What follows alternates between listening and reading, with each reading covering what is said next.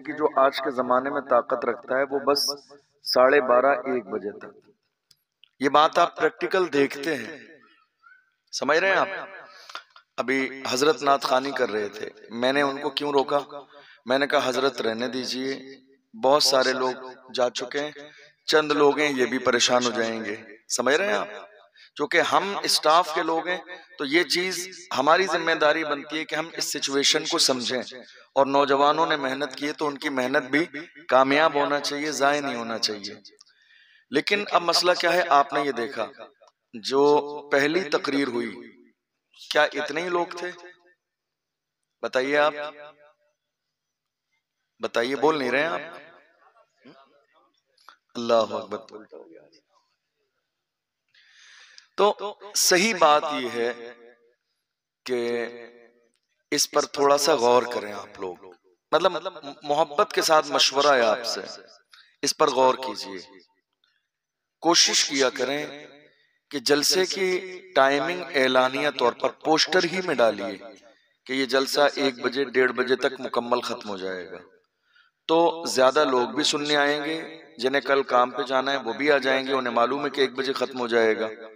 ये जो हमने एक रविश बनाई हुई है ना कि हमें फजर तक ही चलाना है, आप यकीन जानिए मेरी तो कोई इतनी ज्यादा हैसियत नहीं है, हमारे बड़े बड़े बुजुर्गान दीन ये बात पूरी जिंदगी कहते रहे, समझ रहे हैं आप। इस पर जरा सा गौर जरूर कीजिएगा, आने वाली साल में आपके जलसे में कोई कमी नहीं है, अल्हम्दुलिल्लाह बेहतरीन आपने मेहमान नवाजी की है, बेहतरीन इंतजाम भी है, बड़ी मोहब्बत के साथ आप तमाम उलमा को समात भी कर रहे हैं। लेकिन क्या होता है ना, देखिए सर्दी की रात भी है, मौसम का तकाजा है, इंसानी जिस्म का भी तकाजा है, तो ये वक्त ऐसा हो जाता है कि फिर बहुत सारी बातें हमारे सर से गुजर के चली जाती हैं, अच्छी से अच्छी बात, कीमती से कीमती बात।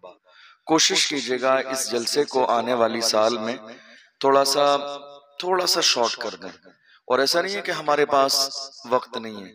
अभी इशा तकरीबन आपके यहाँ मेरे ख्याल 7:15 बजे होती है, 7:15 बजे अजान होती है, 7:30 पे नमाज होती है, 8 बजे नमाज से फारिग हो जाते हैं। 8 बजे जलसा शुरू करेंगे तो 2 घंटे तक मतलब शोरा इस्लाम पढ़ लेंगे। 10 बजे भी पहले मुकर्रिर को बिठाएंगे, 1-1.25 घंटे की तकरीर होगी 11-11:15 बजे, और अगर दूसरा मुकर्रिर भी होता है 11:30 बजे उसको बिठाते हैं तो 12:30 बजे 1 बजे तक। तो मुझे लगता है कि इसको एडजस्ट किया जा सकता है। शायद मेरी ये बातें आपके दिल पर बहुत बोझ जो है लग रहा होगा, आपकी आदत के खिलाफ बातें हैं, लेकिन कोशिश कीजिएगा कि जरा सा इस पर गौर करें। देखिए जलसा कराने का मकसद क्या है, हम जलसा क्यों कराते हैं, हम जलसा, आप जाग रहे हैं सो रहे हैं, मेरे साथ बोलेंगे। मैंने क्या सवाल किया, हम जलसा क्यों कराते हैं, आप इस पर गौर कीजिए। अभी कफील अंबर साहब ने बहुत सारी अच्छी बातें कही, बड़ा अच्छा लगा सुन के, क्योंकि मैं भी इसी मिजाज का आदमी हूं। हम अपना मिजाज ये नहीं, अपना मिजाज क्या है, दो रंगी छोड़ दे एक रंग हो जा, दो रंगी छोड़ दे एक रंग हो जा, सरासर मोम या फिर संग हो जा। तो जो हक बात है हम लोग उसे बोलने का मिजाज रखते हैं। कई बार बहुत सारे लोग इस तरह के होते हैं, वो सोचते हैं यार हमने ये बात अगर कह दी कमेटी वालों को अच्छा नहीं लगेगा, हमें दोबारा से नहीं बुलाएंगे।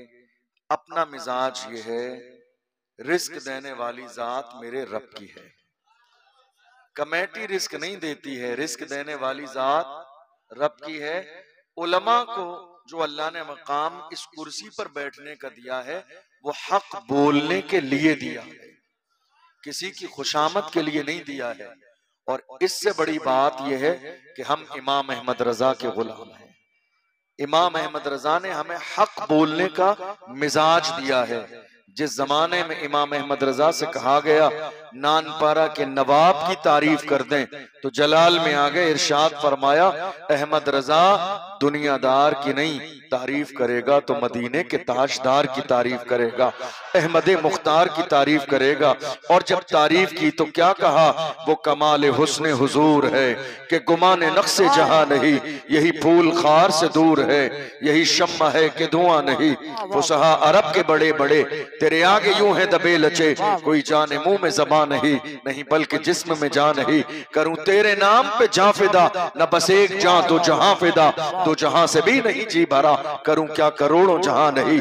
करूं मदहे अहले तो वल रजा, पड़े इस बला में मेरी बला, मैं गदा हूं अपने करीब का, मेरा दीन पारे ना। नारे तकबीर, नारे रिसालत, अज़मते मुस्तफा, जश्ने गौसे आज़म, फैज़ाने गौसे आज़म। सुभान अल्लाह। करूं तेरे नाम पे जा फिदा, ठीक है, न बस एक जा दो जहां फिदा, दो जहां से भी नहीं जी भरा। तो मेरी बातें आपको समझ आ रही हैं? परेशान तो नहीं है? ये तो नहीं सोच रहे हमने इन्हें राजस्थान से सिर्फ डांटने के लिए बुलाया? मैं डांट नहीं रहा हूं, आप मेरे अपने हैं, आप मेरे अजीज हैं। आपका उलमा से जो मोहब्बत का रिश्ता है, तो उलमा की भी ये जिम्मेदारी है कि अगर कुछ ऐसा देखें जो थोड़ा सा मुनासिब नहीं है, तो प्यार से उसको अपील करें कि आप अगली साल इसको जरा सा मुनासिब कर लीजिए। सवाल क्या था, हम जलसा क्यों कराते हैं? देखिए, हमारे बुजुर्गों ने इस जलसे की शुरुआत क्यों की, मकसद क्या था? ऐसे तो बहुत बड़ी बड़ी कॉन्फ्रेंसें हो रही हैं, मैं अभी 80 की स्पीड से तकरीर करके गुजर जाऊंगा, आपको बहुत मजा आ जाएगा, माशाल्लाह सुभान अल्लाह नारे लगाएंगे आप, लेकिन रिजल्ट पर नजर शायद आपकी ना हो। पर मेरा मिजाज ये है कि मैं रिजल्ट पर नजर रखता हूं कि आप आए हैं, आपने इतने पैसे खर्च किए हैं, तो आपको हासिल क्या हुआ। हमारे बुजुर्गों ने जलसे की शुरुआत की, उन्होंने ये देखा कि हमारी कौम के जो जवान हैं, जो बुजुर्ग हैं, वो अपनी कारोबारी लाइफ में, फैमिली लाइफ में इतने बिजी हैं कि उन्हें दीन की जरूरी बातें सीखने का वक्त नहीं मिलता है। तो जो छोटे बच्चे हैं वो तो मदरसे चले जाते हैं पढ़ने के लिए, लेकिन जो बड़े जवान हैं, बुजुर्ग हैं, उन्हें मदरसे में आने का और दीन सीखने का मौका नहीं मिलता है। तो उन्होंने महीने में, 2 महीने में एक रात का मदरसा लगाया जलसे की शक्ल में। क्या किया? एक रात का मदरसा। क्या किया? एक रात का मदरसा। क्यों? कि साहब जो लोग मदरसे में रोजाना पढ़ने नहीं आ सकते, कम से कम एक रात में उन्हें हुजूर की शरीयत का इतना सबक पढ़ा दिया जाए कि उनकी दुनिया भी कामयाब हो जाए, आखिरत भी कामयाब हो जाए। तो अब सबक पढ़ाने का अंदाज क्या होता है? सबक पढ़ाने का अंदाज होता है कि सबक बहुत संजीदगी के साथ पढ़ाया जाए, ताकि जो सामने वाला बंदा है उसके जहन के मुताबिक, ठीक है, उसको समझ में आना चाहिए कि क्या पढ़ाया जा रहा है, ताकि उसे याद हो जाए। अब मिसाल के तौर पर हम लोग जब बिल्कुल कुरान शरीफ का नाजरा पढ़ने बैठे, अब हमारे उस्ताद मुफ्ती साहब तो वो तो चाहेंगे अरबी में भी पढ़ा देंगे, मगर हमारे अंदर ये सलाहियत नहीं है ना अरबी में समझने की। तो मतलब क्या हुआ कि सामने वाले जिस लेवल के समझदारों, बात उस लेवल पे की जानी चाहिए ताकि उनकी समझ में आ जाए। आप यकीन जानिए, हम हुजूर के गुलाम हैं, हमें ये जो सब जिंदगी में अहम मौके दिए गए हैं, ये दीन सीखने के लिए, हमारे अंदर जितनी आजिज़ी होगी, जितना खुलूस होगा, दीन समझने का, दीन फैलाने का जितना जज्बा होगा, अल्लाह उस जज्बे की बुनियाद पर हमें हर जगह पर इज्जत अता फरमाएगा। याद रखिएगा, बुखारी शरीफ की हदीस से हुजूर ने फरमाया, इन्नल्लाह ला यंजुरु इला सुवरिकुम वला इला अजसामिकुम वलाकिन्नल्लाह यंजुरु इला कुलूबिकुम। मेरे आका ने फरमाया, अल्लाह न तुम्हारे चेहरों को देखता है, न तुम्हारे जिस्मों को देखता है, अल्लाह की नजर तो तुम्हारे दिल पे रहती है। मैं ये जो बात कह रहा हूं ना आपसे तारीफ के लिए कह रहा हूं, मैं ये बात दिल से कह रहा हूं, क्योंकि मैं चाहता हूं कि आप दीन सीख जाएं, आपकी आने वाली नस्लों में दीन चला जाए, आपकी आने वाली नस्लें सही माना में मोहम्मद अरबी की गुलाम बन जाएं। आपसे एक छोटा सा सवाल है, हम और आप आज मिलकर नारा लगा रहे हैं लब्बैक या रसूल अल्लाह। आपने कभी इसके तर्जमे पर गौर किया? इसका तर्जमा और मतलब क्या है? लब्बैक या रसूल अल्लाह, इसका मतलब यह है कि या रसूल अल्लाह हम हाजिर हैं। क्या मतलब है? आप सही बताइए, मेरी बात समझ आ रही है? परेशान तो नहीं है आप? जोशीला खिताब तो नहीं सुनना चाहते? ये समझ में आने वाला सुनना चाहते हैं? आप वो कहेंगे मैं वो भी कर दूंगा, लेकिन आप संजीदगी से सुन रहे हैं तो सोच रहा हूं कुछ अच्छी बातें सीख कर जाइए। तो लब्बैक का मतलब क्या है? या रसूल अल्लाह हम हाजिर हैं। आप नारा तो लगा रहे हैं या रसूल अल्लाह हम हाजिर हैं, मैं भी नारा लगाता हूं खोलकर लब्बैक या रसूल अल्लाह हम हाजिर हैं, लेकिन कभी आपके जहन में ये ख्याल नहीं आया आप हाजिर कहां हैं? या रसूल अल्लाह हम हाजिर हैं, आप नारा लगा रहे हैं या रसूल अल्लाह हम हाजिर हैं। कभी ख्याल आया कि हम नारा लगा रहे हैं या रसूल अल्लाह हम हाजिर हैं, कहां हाजिर हो आप? मस्जिद में तो नहीं हूं, मदरसे में तो नहीं हूं, कहां हाजिर हो आप? दीन के काम में तो नहीं हूं, कहां हाजिर हो आप? वालिदैन की इताअत और खिदमत में तो नहीं हूं, कहां हाजिर हो? हुजूर के बताए हुए तरीके पर तो नहीं हूं, हुजूर के हुक्म पर अमल करते हुए तो नजर नहीं आ रहे हो आप। फिर ये नारा या रसूला हम हाजिर हैं, ऐसा तो नहीं कि हम बस नारा दिखावे के लिए लगा रहे हैं या रसूल अल्लाह लब्बैक या रसूल अल्लाह हम हाजिर हैं, लेकिन प्रैक्टिकल तौर पर हम उस किसी भी जगह हाजिर नहीं हैं जहां ईमान वाले को हाजिर होना चाहिए। आपको समझ आई ये बात? सबको समझ आई आगे से पीछे तक? या रसूल अल्लाह हम हाजिर हैं, कहां हाजिर हैं हम? मस्जिद में नहीं। डॉक्टर इकबाल ने क्या कहा? वाइज़े कौम की वो पुख्ता ख्याली न रही, बर्क तबाई न रही, शोला मकाली न रही, रह गई रस्म अज़ा रूह बिलाली न रही, फलसफा रह गया तलकीन गजाली न रही, मस्जिदें मरसिया खाहें के नमाजी न रहे, यानी वो साहिबे औसाफ हिजाजी न रहे, मस्जिद तो बना ली शब भर में ईमा के हरारत वालों ने, मन अपना पुराना पापी था बरसों में नमाजी बन न सका। हम कहां हाजिर हैं आज? न मस्जिद में, न दीन के लिए, न दुनिया के लिए, न इस्लाम के लिए, न तालीमात कुरान के लिए, न रसूलुल्लाह के अहकाम पर। आपको एक बात बताऊं, आप मेरी बात से एग्री करेंगे, मुत्तफिक होंगे। हम नारा लगा रहे हैं इस्लाम जिंदाबाद। इस्लाम तो जिंदाबाद था और रहेगा, लेकिन मुझे एक बात बताइए, आप सोचिएगा जरूर, आज नहीं तो कल जरा बैठकर सोचिएगा मेरी बात। इस्लाम आज सिर्फ हमारी जबानों पर है, हमारी जिंदगी में इस्लाम कहां है? बताइए आप। इस्लाम सिर्फ हमारी जबानों पर है। आज हम जबान से नारा लगा रहे हैं इस्लाम जिंदाबाद, इस्लाम हमारी जिंदगी में कहां है? अगर इस्लाम हमारी जिंदगी में होता तो मेरी कौम का एक जवान भी बेनमाजी नहीं होता। अगर इस्लाम हमारी जिंदगी में होता तो मेरी कौम के 17 साल के जवानों के हाथ में शराब के प्याले नहीं होते। अगर इस्लाम हमारी जिंदगी में होता तो मेरी कौम के जवान जिना के अड्डे पर मौजूद नहीं होते। अगर इस्लाम हमारी जिंदगी में शामिल होता तो हमारे जवानों के हाथ में ताश के पत्ते नहीं होते। अगर इस्लाम हमारी जिंदगी में शामिल होता तो हमारी कौम सूद का कारोबार नहीं करती। अगर इस्लाम हमारी जिंदगी में शामिल होता तो जो माँ बाप औलाद की वजह से, सताने की वजह से रो रहे हैं, परेशान है, वो नौबत कभी हमारे घर में नहीं आती। इस्लाम सिर्फ हमारी जबान पर रह गया, इस्लाम हमारी जिंदगियों में नहीं है। आज क्या कहते हैं आप? क्या ये बात सच है या नहीं? क्या इस्लाम हमारी जिंदगी में आज है? देख लीजिए, आप सुबह के उठने से शाम के सोने तक सिर्फ एक दिन का जायजा लीजिए। मैं बहुत लंबी बात नहीं करूंगा और ऐसी बात भी नहीं करूंगा जो आपके सर से गुजर जाए। आप सुबह फजर में उठ रहे हैं और सो रहे हैं बिस्तर पर, उठने से सोने तक आप गौर कीजिए, आप उठते कब हैं? आप कह रहे हैं अल्हम्दुलिल्लाह मैं मुसलमान हूं, अल्लाह का शुक्र है।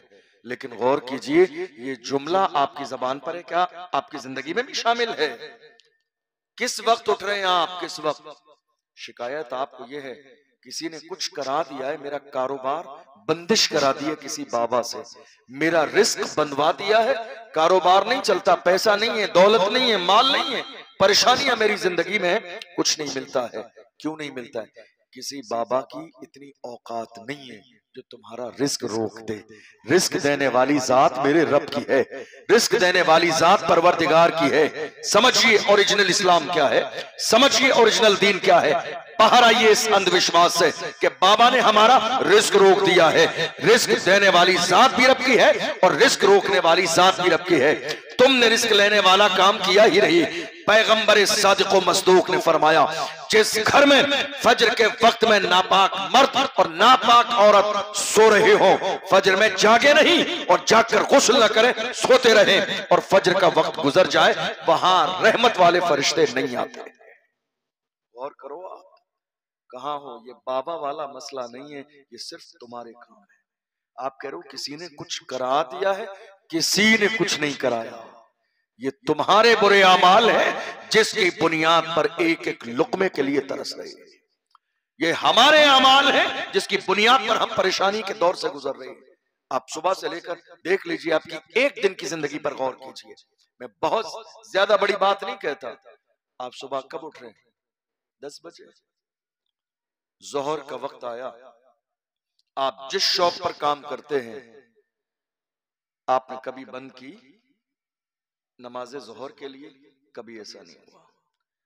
आपने बंद की शादी के लिए, बंद की वलीमे के लिए शॉप बंद हुई आपकी, अकीके के लिए बंद हुई, जनाजे के लिए बंद हुई, शोर शराबे में किसी भी मौके पर बंद हुई, शादी के लिए बंद। क्यों नहीं जाएंगे? रिश्तेदार बुरा मान जाएगा। वलीमे के लिए आपने अपनी दुकान अपनी शॉप बंद की, नहीं जाएंगे, रिश्तेदार बुरा मान जाएगा। आपने जनाजे के लिए दुकान बंद की, नहीं जाएंगे, रिश्तेदार बुरा मान जाएगा। मुझे जरा दिल पे हाथ रख के बताओ, तुमने जोहर की नमाज के लिए क्या जिंदगी में एक बार भी अपनी दुकान बंद की? क्या तुम्हें ख्याल आया खुदा का बुलावा है, अगर उसके बुलावे पे नहीं जाएंगे मेरा रब बुरा मान जाएगा, मेरा रब नाराज हो जाएगा? जिस दिल में अगर एक बार भी जिंदगी में ये एहसास शामिल न हो, समझ लो इस्लाम उसकी जबान पर है, इस्लाम उसकी जिंदगी में बाकी नहीं है। कहां है हम एक दिन की जिंदगी पर? आप गौर कर लीजिए, एक दिन की जिंदगी पर हम मोमिन हैं, इस्लाम कहां है हमारी जिंदगी में? आप शाम तक चले जाइए, हम जो कारोबार करते हैं, कितनी बार ऐसी होती है, एक शख्स अपनी दुकान पर कारोबार करता है, उसके पास कोई चीज 100 रुपए की है, बेच रहा है 500 रुपए की, किसी शख्स ने आके उसकी कीमत लगाई 400 रुपए, तो इंसान उसी हलाल को हराम कैसे करता है जानते हो? वो कहते हैं अल्लाह की कसम खा के कहता हूँ 400 रुपए तो मेरी खरीद नहीं है। समझ रहे हैं इस बात को? तुमने हलाल को हराम कर लिया। ये तुम्हारा सुबह से शाम तक की जिंदगी है। 400 की चीज नहीं थी, वो थी 100 की, बेच रहे थे 500 की, उसने 400 लगाए, तो तुमने क्या कहना था? नहीं साहब मेरा दिल नहीं है, मेरा नहीं पड़ता पड़ता है, मैं नहीं बेचता। आपने क्या कहा? 400 रुपए की, तो मैं कसम खा के कहता हूं मेरी खरीद भी नहीं है। तुमने अल्लाह की झूठी कसम खाई, तुम्हें अंदाजा भी नहीं है। तुम क्या सोच रहे हो 100 रुपए तुम्हें ज्यादा मिल जाएंगे तो जिंदगी गुजर जाएगी? नहीं मेरे अजीजों, जिंदगी 100 रुपए से नहीं, रब की रहमत से गुजरती है, उसकी इनायतों से गुजरती है। वो जब करम फरमाने पे आता है, तुमने देखा नहीं कितना करीम है वो परवरदिगार, कितना रहीम है वो परवरदिगार। उसकी शान तो ये है कि समंदर की मछलियों को भी बगैर बिजनेस के रिस्क अता फरमाता है। तुमने गौर किया कभी? समंदर की एक व्हील मछली को देख लो, कौन टलों खाना खाती है रोजाना, मगर ये सिर्फ रब का करम है कि बगैर कारोबार के अल्लाह समंदर में भी मछलियों को रिस्क अता फरमाता है। कोई उनका कारोबार है, कोई उनका बिजनेस नहीं, मगर अल्लाह रिस्क देता है। आप खेती से जुड़े हुए लोग हैं, आपने देखा होगा हम जमीन खोदते हैं, 200 फीट 300 फीट जमीन खोद लेते हैं कभी बोरिंग के लिए, अचानक जमीन में से मिट्टी के अंदर बंद एक मेंढक निकलता है 200 फीट 300 फीट जमीन के नीचे। मैं आपके जहन के लेवल की गुफ्तगू कर रहा हूं, आपको समझ में आए। ताकि आपके जहन में एक एक बात बैठनी चाहिए। अल्लाह का करम एक बंदे पर कितना है। 300 फीट जमीन के नीचे एक मेंढक निकल रहा है। हालत यह है, नीचे भी मिट्टी है, ऊपर भी मिट्टी है। हम ये देख रहे हैं, जिंदा रहने के लिए हवा की जरूरत, जिंदा रहने के लिए पानी की जरूरत, जिंदा रहने के लिए खाने की जरूरत। इसका मतलब यह है कि 300 फीट जमीन के नीचे एक मेंढक जिंदा है, तो मेरा परवरदिगार 300 फीट जमीन के नीचे उसके लिए हवा का भी इंतजाम करता है, पानी का भी इंतजाम करता है, खाने का भी इंतजाम करता है। जब जानवरों को रिस्क मिल रहा है तो हम तो अशरफुल मखलूकात हैं, हमें रिस्क क्यों ना मिलेगा? यकीन की कमी है, इसलिए जिंदगी में परेशान है। वरना अल्लाह का कुरान कहता है, वमा मिन दाब्बतिन फिल अर्द इल्ला अल्लाह रिज़्क़ुहा, जमीन में कोई जानवर भी ऐसा नहीं है मगर अल्लाह अपने करम से और रिज़्क़ अता फरमाता है। एक जानवर भी ऐसा नहीं है मगर अल्लाह अपने करम से जानवरों को रिस्क देता है। तो अल्लाह ने हमें तो अशरफुल मखलूकात बनाया, लेकिन हमारा ईमान कहां है? इस्लाम हमारी जिंदगी में कहां है? दीन हमारी जिंदगी में कहां है? आप शाम को आए, किस वक्त आए आप शाम को? शाम के 7 बजे 8 बजे आपने खाना खाया, खाना खाने के बाद घर के बाहर चले गए, चौराहे पर बैठ गए रात के 2 बजे तक, और 2 बजे आके आप सो गए। आपको कभी इस बात की फिक्र हुई कि आपको जिस परवरदिगार ने पूरे दिन तमाम हादसों से महफूज रखा, फजर की नमाज पढ़ी जा रही है, एकदम जागने के बाद गोया कि ये शुक्र अदा किया जा रहा है, शुक्र है तेरा, आय अल्लाह तूने मुझे आज की रात एक नई जिंदगी और अता फरमाई। उठते ही नमाज पढ़ी जा रही है, सजदे शुक्र अदा किया जा रहा है, शुक्र है मेरे परवरदिगार, तू चाहता तो मौत का फरिश्ता भेजकर आज की रात में मेरी जिंदगी को तमाम कर देता, मगर तूने एक दिन की जिंदगी मुझे और अता फरमाई है। फजर की नमाज में सजदे शुक्र अदा किया जा रहा है, और सोने से पहले रात को सजदे शुक्र अदा किया जा रहा है। शुक्र है मेरे परवरदिगार, पूरे दिन मैं रोड पर रहा, बाजारों में रहा, कितने एक्सीडेंट हो गए, कितने लोग मर गए, मगर अल्लाह तेरा शुक्र है कि तूने सारे हादसों से मुझे महफूज रखा है। तुमने सजदे शुक्र अदा नहीं किया, तुमने पेशानी नहीं झुकाई, तुमने रब को राजी नहीं किया, तुमने कभी एहसास गुनाह नहीं किया, तुमने कभी अल्लाह के सामने अपने गुनाहों पे शर्मिंदा ना हुए। तुम जानते हो कितना करीम है वो परवरदिगार। सादिक मसदूक पैगंबर ने इरशाद फरमाया, मेरे आका फरमाते हैं, अन्नदामतु तौबा, गुनाह पे शर्मिंदा हो जाना ही तौबा है। देखो उसकी मेहरबानी, अगर गुनाह हो जाए तो तुम गुनाह पे शर्मिंदा हो जाओ, अल्लाह गुनाह को माफ करने वाला है। दूसरे मकाम पर मेरे आका ने फरमाया, अत्ताइबु मिनज़्ज़म्बि कमन ला ज़म्ब ला, गुनाहों से तौबा करने वाला बंदा जब वो गुनाह से तौबा कर लेता है तो वो ऐसा ही गुनाह से पाक हो जाता है गोया कि उसने गुनाह किया ही नहीं है।